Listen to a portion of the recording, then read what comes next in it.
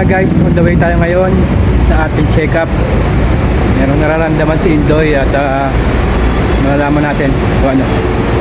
Balitaan ko kayo guys. See you.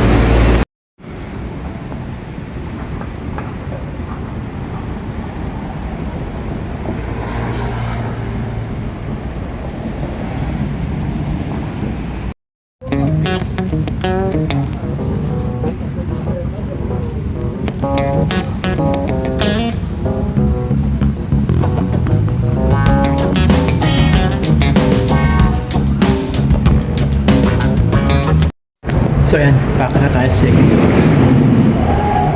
So packet ngayon tayo sa second door, papunta dun sa doctor appointment natin guys. So sana pag-pray niyo ako ng negative. Let's go.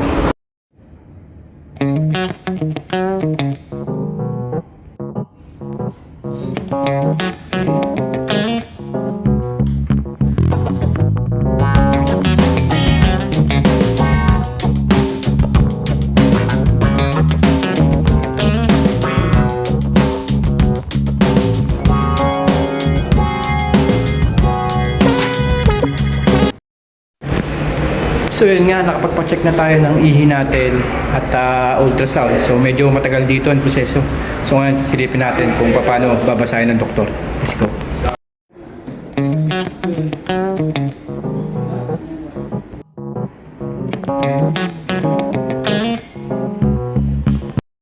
Ayan guys, pauwi na tayo, pabalik na. Pero di pa natin nakuha yung resulta, babalik pa tayo. Magawa na naman tayo ng panibagong appointment para makuha natin yung resulta kasi doktor.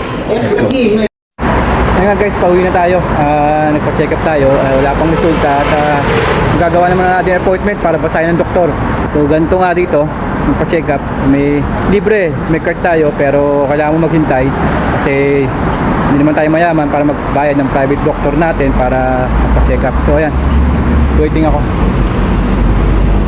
So salamat sa panonood guys at sana maging good yung result ng aking lab test.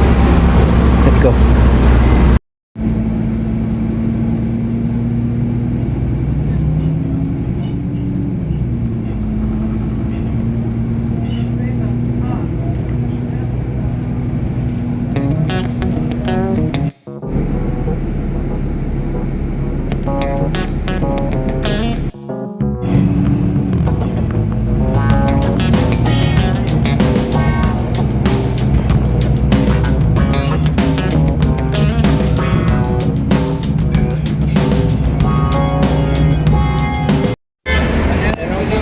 So yun nga, pabalik na ngayon tayo sa trabaho natin guys. Hindi ko natin nakuha yung result at kukuha na naman tayo ng bagong appointment. Ang ganito talaga dito pagka nagpapa-check up hanggat maaari ayoko magpa-check up kasi matagal, libre pero matagal. Pero maganda lang dito kung sakaling maoperahan ka o basta malala yung sakit mo, makumpain ka, ay magagamit mo yung card nang wala kang babayaran. Kahit pagkaroon ka man ng cancer o anumang sakit, hahaba ang buhay mo rito. Kung ikukumpara mo sa Pinas, pag wala kang pera, sigurado dedo ka.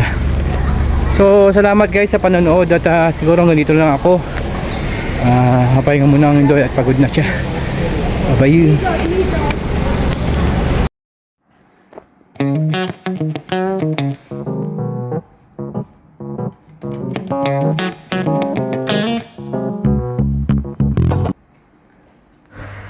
So ito yung apartment namin, nasa 4th floor. So tara guys, uwian na muna at silipin natin kung ano yung kalagayan ni Lolo. Salamat guys and God bless us all.